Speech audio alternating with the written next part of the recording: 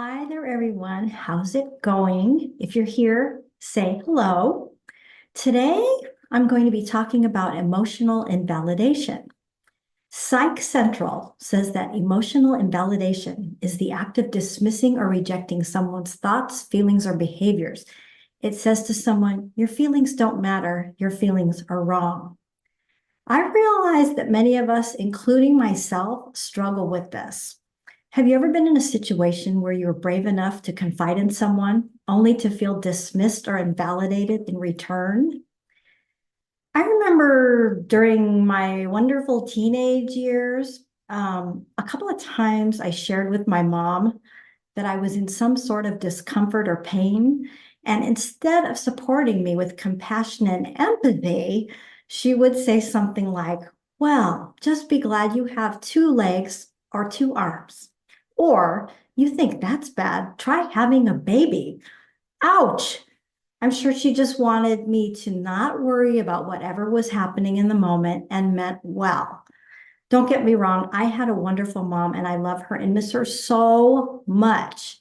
But sometimes these responses left me feeling dismissed, invalidated, unheard, and a little foolish for even sharing my feelings. I've experienced this at other times in my life. I think we all have at some point. And this got me thinking about the importance of validating others' emotions over unintentionally invalidating them. Because there are times when we simply don't know how to effectively validate others or what to say in different situations.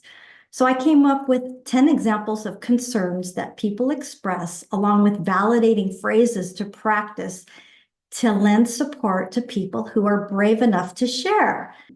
I made a graphic. It's called Recognizing Emotional Support, Emotional Invalidation versus Kind Validation. So I'm going to give you 10 examples. So these are the expressed concerns. Somebody says, I'm struggling to take care of all my pet's needs. And emotional invalidation and what not to say, well, you're lucky you don't have kids.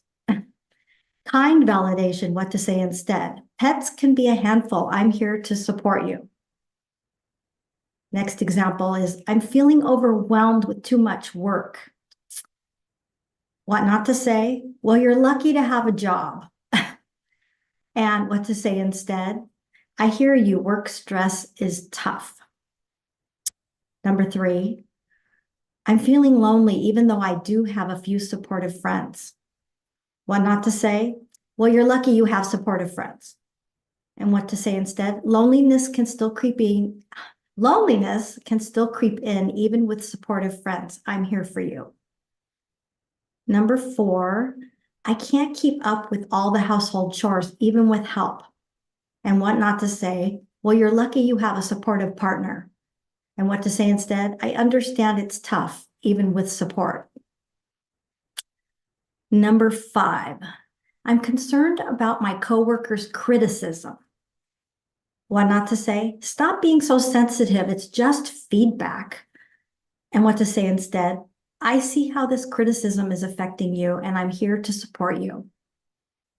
Number 6, I'm worried about not being able to compete. No, I'm worried about not being able to complete a project on time. What not to say? You're overreacting. It's just a project. What to say instead? I know this project is stressing you out. I've got your back. Number 7. Now, these are things I've said, and these are comments that I've gotten. I don't eat meat. And what not to say? What? That's crazy. How can you live without meat? And what to say instead? Good for you. What are your favorite plant-based foods? I don't drink alcohol. And what not to say? Why don't you drink? Don't you want to have a good time?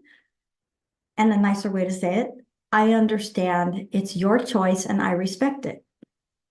Number 9, I can't be in the sun. What not to say? That's ridiculous. Everyone needs sunlight. And what to say instead? I understand it's important to protect your skin. And here's the last one. I'm nervous about flying. And what not to say? Oh, come on. Flying is safer than driving. And what to say instead? It's normal to feel nervous about flying. Is there anything that might help ease your nerves?